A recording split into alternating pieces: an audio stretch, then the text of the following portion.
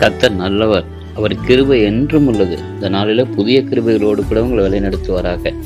சங்கீதம் 92:15 அவர்கள் முதிர் வயதிலும் கனி தந்து பூஸ்தியும் பசுமுமாய் இருப்பார்கள் என்று சொல்லி வேதம் சொல்கிறது. ஆண்டவரை நேசிக்கிறவர்கள், ஆண்டவருடைய ஆலயத்தை நேசிக்கிறவர்கள், ஆண்டவரை அதிகமாக நேசித்து அவருடைய பிரகாரங்களில் அமர்ந்திருக்கிற பிள்ளைகள், கர்த்தர் நல்லவர் என்று சொல்லுகிற பிள்ளைகள், கர்த்தர் அவர்கள் எப்பொழுதும் முதிர்ந்த வயதிலும் கூட, முதிர்ந்தான வயதிலும் கூட அவர்கள் தேவனை அவர்கள் என்ன செய்வார்கள்? அவர்கள் கனி தந்து பூஷ்டியாய் இருப்பார்கள். முதிர் வயதிலும் அவர்கள் தொடர்ந்து கனிகளை கொடுத்து கொண்டே இருப்பார்கள். ஒரு நாளும் அவர்கள் சோர்ந்து போகவே மாட்டார்கள், பலன் குறைந்து போக மாட்டார்கள், ஒரு நாளும் ஒரு சோர்வாக இருக்கவே மாட்டார்கள். அவர்கள் முதிர்ந்த வயதிலும் கனி தருவார்கள். அவர்கள் செழுமையும் பசுமையுமாய் மரங்களைப் போல இருப்பார்கள்.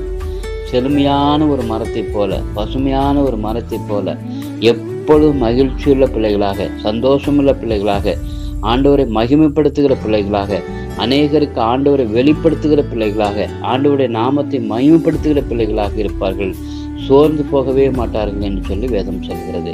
அப்படிப்பட்ட அந்த நம்பிக்கையில நீங்கள் வாழ வேண்டும். கர்த்தர் அப்படி எப்பொழுதும் நீங்கள் சொல்ல வேண்டும், நான் முதிர் வயதானாலும் நான் சோர்ந்து போக மாட்டேன், பலவீனமாக மாட்டேன், கர்த்தர் என்னோடு கூட இருக்கிறார், என்னை பலப்படுத்துவார், என்னை நடத்துவார், நான் பசுமையும் செழுமையுமா நான் இருப்பேன் என்று சொல்லி நீங்கள் வாக்கு கொடுத்து, நீங்கள் அந்த சொல்லி ஆண்டவரை அறிக்கை செய்து நீங்கள் ஜெபிக்கும் போது கர்த்தர் அதை உங்களுக்கு வாய்க்க பண்ணுவார்.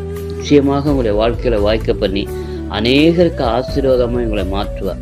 இந்த நாட்களில் அப்படிப்பட்ட கிருபைகளை உங்கள் ஒவ்வொருவருக்கும் கொடுக்க வேண்டும் என்று சொல்லி நாங்கள் ஜெபிக்கிறோம். நீங்கள் ஒரு நாளும் பலவீனமானவர்கள் அல்ல.